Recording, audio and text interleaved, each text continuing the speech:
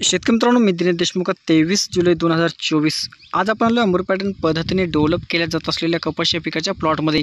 शेतकरी मित्रांनो, हा आपला दुसरा प्लॉट आहे ज्याला आज 40 दिवस पूर्ण झालेले आहेत आणि 40 दिवसामध्ये इथं आपण एक खताचं व्यवस्थापन आणि एक फवारणीचं व्यवस्थापन केलेलं आहे।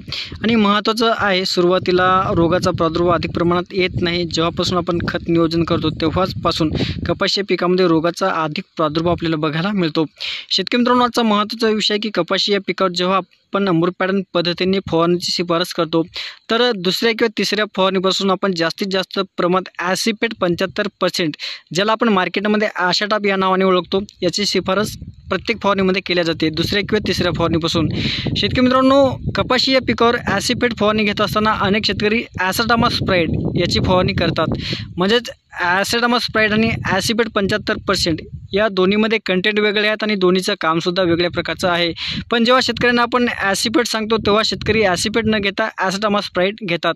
तर या दोन्हीमध्ये म्हणजेच ॲसिपेट आणि ॲसेटामा स्प्रेड यामध्ये काय फरक आहे याची डिटेल आज आपण माहिती घेऊया। शेतकरी मित्रांनो, तत्पूर्वी आपण पहिल्यांदाच या चॅनलवर सर्वप्रथम या चॅनल सबस्क्राईब आणि शेअर करा आणि जर आपण नवीन असाल तर नक्कीच आपण प्ले स्टोरला जाऊन अंबर पॅटर्न ॲप डाउनलोड करून त्यामध्ये कपाशी पिकाची संपूर्ण डिटेल माहिती सुरुवातीपासून शेवटपर्यंत लिखित स्वरूपात म्हणजेच हिंदी, मराठी आणि इंग्लिश या भाषेमध्ये घेऊ शकता। चला तर सुरुवात करूया। शेतकरी मित्रांनो, सर्वप्रथम ॲशाटाप आणि ॲसेटामा स्प्रेड यामध्ये काय फरक आहे?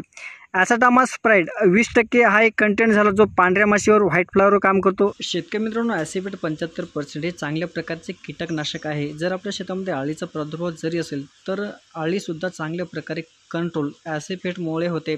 ॲसिपेटचा उग्रवास असल्यामुळे आपल्या शेतामध्ये जे काही पतंग येते आणि अंडी टाकते ते सुद्धा आपल्या शेतामध्ये त्याचासुद्धा प्रादुर्भाव आपल्याला बघायला मिळणार नाही। तो आणि ॲसिपेट 75% जे कपाशीवर चांगले थोड्या प्रमाणात मावा असते, तुडतुडे असते, थ्रिप्स असते किंवा हिरवे तुडतुडे असतात याला कंट्रोल करतो। आणि ॲसेटामा स्प्रेड हा जो कंटेंट आहे हा पांढऱ्या माशीला व्हाईट फ्लायला चांगल्या प्रकारे कंट्रोल करतो।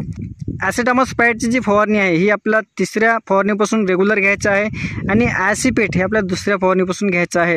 ॲसिपेट 75% वेगळ्या प्रकारचं काम करते आणि ॲसेटामा स्प्रेड हे पांढऱ्या माशीसाठी काम करते आणि ॲसिपेट हे थ्रिप्स, मावा आणि कोकडा या रोगावर चांगल्या प्रकारे काम करते। तर हे दोन्ही घेत असताना आपल्या शेतामध्ये आपल्याला रोग बघून फवारणी करायची आहे। आता ॲसिपेट तर आपल्या दुसऱ्या फवारणीपासून कंटिन्यू घ्यायचं, पण ॲसेटामा स्प्रेड जेव्हा आपल्या शेतामध्ये व्हाईट फ्लाय पांढरी माशी असेल तेव्हाच आपल्याला ॲसेटामा स्प्रेड घ्यायचं आहे, अन्यथा ॲसेटामा स्प्रेड घेण्याची गरज नाही। तर शेतकरी मित्रांनो, दोन्ही औषधीमध्ये खूप सारा फरक आहे। आपण औषधी घेत असताना कन्फ्यूज होऊ नका किंवा जे आपल्याला सांगितले त्याच प्रकारची औषधे आपण घ्या। आता ॲसेटामा स्प्रेड जे आहे त्यामध्ये 20% आहे आणि ॲसिपेट आहे हा 75% आहे।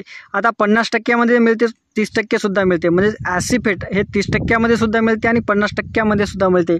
पण आपल्याला 75% जर आपण ॲसिपेट घेतलं तर त्याचा चांगल्या प्रकारे रिझल्ट कपाशी पिकावर आपल्याला बघायला मिळते। तर शेतकरी मित्रांनो, अशाच माहितीसाठी बघत राहा अंबर पॅटर्न यूट्यूब चॅनल। नमस्कार।